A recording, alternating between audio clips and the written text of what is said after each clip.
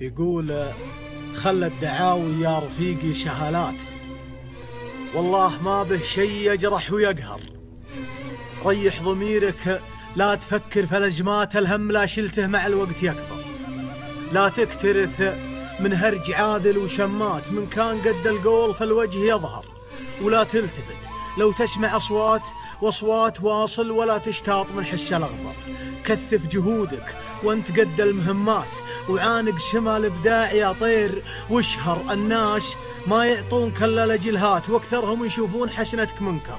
لانك وصلت يلحقونك ملامات، ولانك قدرت وغيرك يقول ما اقدر، ولانك كسبت يجيك منهم عداوات، ولانك برزت اسمك على كل منبر، ولانك تجاوزت المحن والصعوبات، ولانك شهرت تحط من تحت مجهر، ولانك تعليت الجبال المنيفات، ولانك بعد هذه يحق لك تفخر. افخر وتلقى من يشابهك بالذات.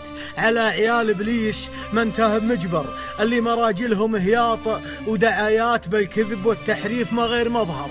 اسلومهم كانها اسلوم الخواجات، وبقايط من كثرها صعب تحصر. حنا بوقت فيه حتى العلاقات من غير وجه الوجه كل يوم تكثر.